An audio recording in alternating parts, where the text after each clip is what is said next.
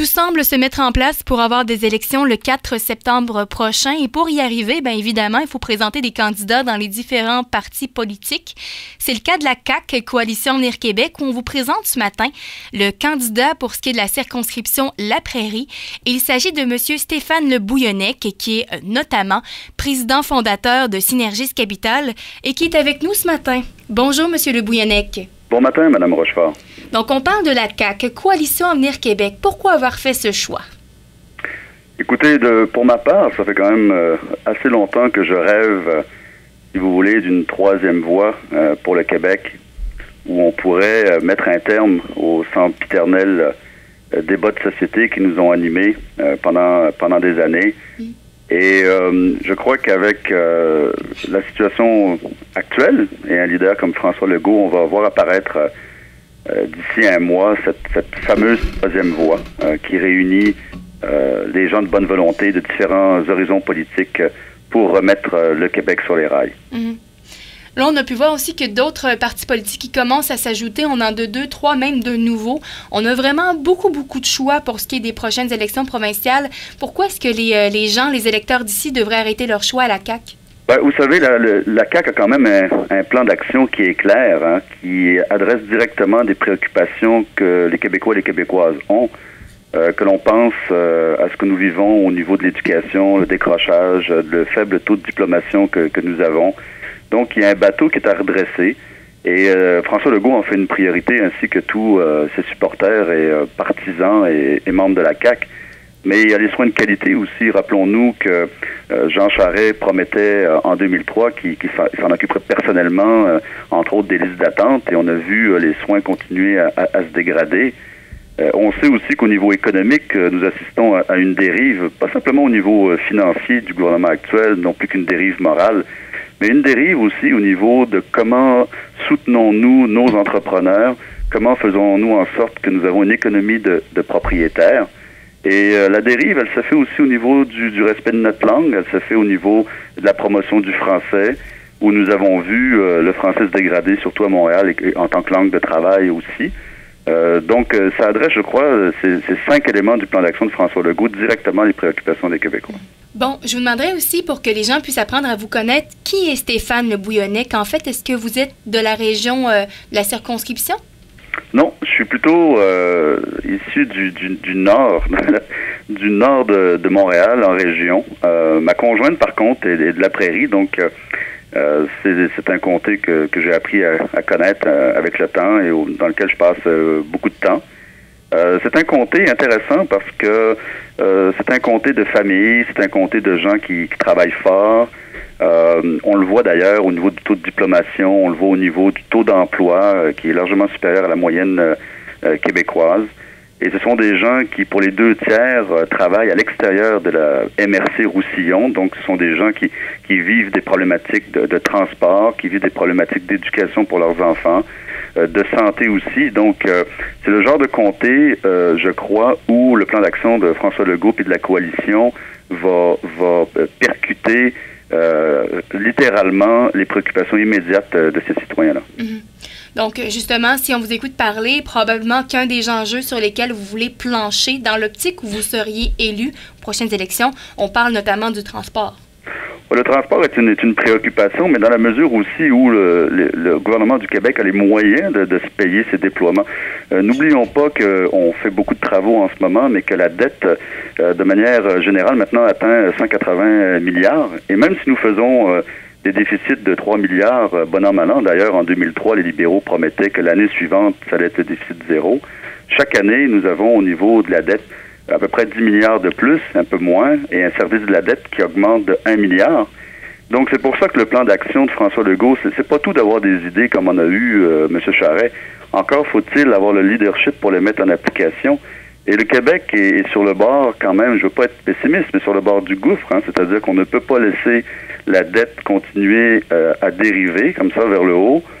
Et il faut donc un leader qui puisse s'attaquer aux structures, d'où l'idée, si vous voulez, d'abolir des commissions scolaires, redistribuer les sommes excédentaires directement là où les services se rendent. Même chose dans la santé, redynamiser notre économie par l'entrepreneurship.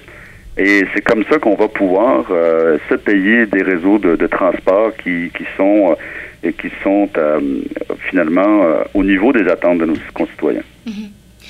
Lors des prochaines élections, vous allez affronter M. Jean-Pierre Gouin d'Option nationale, Pierre Langlois du Parti québécois et Lucie F. Roussel, qui est la mairesse de la Prairie. Et en ce moment, elle est la mairesse, on s'entend qu'elle est quand même appréciée ici. Donc, ça représente, j'imagine, une bonne compétitrice. Comment est-ce que vous allez faire pour aller chercher les votes des citoyens de la Prairie, mais aussi de la circonscription de la Prairie? Écoutez, moi, je pense c'est dommage pour Madame Roussel dans la mesure où je pense que le problème la dépasse, c'est-à-dire que le gouvernement libéral est à sa 9e année. Dans la plupart des démocraties, un chef d'État ne peut pas, même en Russie, qui n'est pas un modèle de démocratie, ne font pas plus de 8 ans, ou les États-Unis. Donc les Québécois ne peuvent pas se permettre de réélire le gouvernement libéral. Et une fois qu'ils auront fait le bilan, en fait, et lorsqu'ils verront qu'il y a un risque, on n'a pas besoin d'attendre les résultats de la commission Charbonneau pour se dire que ce gouvernement-là doit quitter le pouvoir. Donc je pense que le principal handicap de la mairesse de la Prairie, ça va être ça. Et pour les vis-à-vis du Parti québécois, on a très bien vu le Parti québécois dans les derniers temps pour limiter la montée de Québec solidaire, faire un virage à gauche toute, sans oublier le potentiel déstabilisateur d'un autre référendum. Donc, M. Langlois, lui, devra vivre avec le fait que, bien qu'étant économiste, il est dans un parti qui a viré à gauche, qui prône l'État-providence, qui est lié à des groupes d'intérêt qui font en sorte que la direction du Parti québécois a les mains liées, ce qui n'est pas le cas avec M. Legault. Mm-hmm. Pour ce qui est de votre curriculum vitae, on en a parlé tantôt, vous êtes président fondateur de Synergis Capital, vous êtes aussi président du conseil d'administration d'Adventure Gold et de Systemex Communications, vous siégez aussi au conseil de Léger Marketing, mais au niveau de votre implication politique, pourriez-vous nous en parler un petit peu? Oui, en fait, je me lance. C'est la première fois que je fais face à l'électorat, quoique dans mon jeune âge, quand j'étais étudiant, j'étais très actif et je n'hésitais pas à me présenter, à prendre les micros. J'ai occupé plusieurs postes à ce moment-là, mais j'avais conclu, même si la politique me passionnait, qu'il fallait que vraiment, pour pouvoir bien servir ses concitoyens, atteindre un âge respectable. Donc, je tourne à la cinquantaine. Ce qui me permet d'avoir, comme vous l'avez souligné, un background dans différentes sphères de la société. Et j'ai pu, à travers toutes ces années-là, en même temps que d'élever la famille, être très impliqué initialement au Parti québécois que j'ai quitté en janvier 88. J'étais alors à l'exécutif national.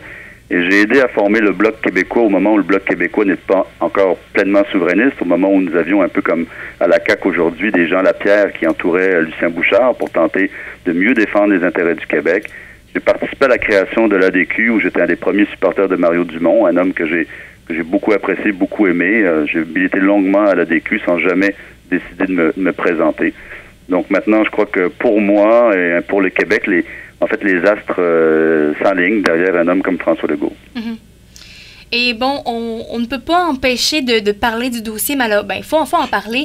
Pour ce qui est de Twitter, on a eu quand même quelques déboires aux côtés de la CAQ. Et je me demandais, de votre côté, est-ce que vous êtes à l'aise avec Twitter? Est-ce que vous communiquez souvent avec la population sur Twitter?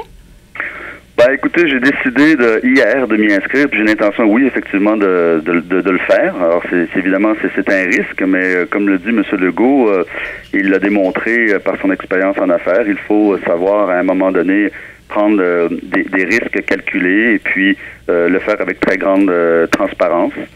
Je pense que M. Legault a démontré, contrairement aux autres chefs, qu'il avait pas peur. Il était sûr de lui. On le voit en ce moment en pré-campagne, il est extrêmement actif. C'est un homme aussi qui est bien entouré. Il a mis autour de lui une équipe assez exceptionnelle au niveau du central. C'est un homme, rappelons-nous que lorsqu'il était à Transat, c'est pas lui nécessairement qui pilotait les avions, mais il était entouré de pilotes. Il avait une entreprise qui avait comme objectif de respecter des horaires, de respecter la sécurité de ses passagers. C'est un homme qui a une expérience assez incroyable. Je pense qu'on ne reverra pas souvent ça au Québec. Avoir quelqu'un qui a eu du succès en affaires, qui a eu du succès au niveau politique, qui est complètement à l'abri de toute tentation monétaire, contrairement à d'autres politiciens, qui n'a pas fait que de la politique dans sa vie.